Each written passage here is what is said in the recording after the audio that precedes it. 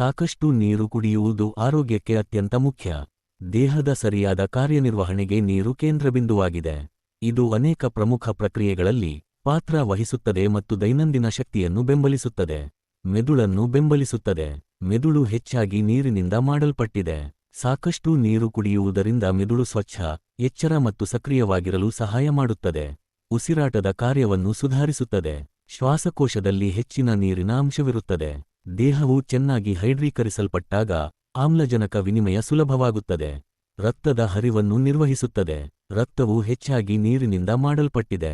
ಇದು ದೇಹದಾದ್ಯಂತ ಆಮ್ಲಜನಕ ಮತ್ತು ಪೋಷಕಾಂಶಗಳನ್ನು ಸುಲಭವಾಗಿ ಸಾಗಿಸಲು ಸಹಾಯ ಮಾಡುತ್ತದೆ. ದೇಹ ಆರೋಗ್ಯಕ್ಕೆ ಸಂಬಂಧಿಸಿದ ಇಂತಹ ಅಮೂಲ್ಯ ಮಾಹಿತಿಯನ್ನು ನೀವು ಮಾತ್ರವೇ ಅಲ್ಲ, ಇತರರಿಗೂ ತಿಳಿಸಿ, ಹೆಚ್ಚು ಹಂಚಿಕೊಳ್ಳಿ. ಪ್ರಾಕೃತಿಕ ಆಹಾರ ಮತ್ತು ಆಯುರ್ವೇದ ಸಲಹೆಗಾರರು, ಪಾರಂಪರಿಕ ಚಿಕಿತ್ಸಕ ಸಿದ್ಧ ವೈದ್ಯರು ಸುರೇಶ್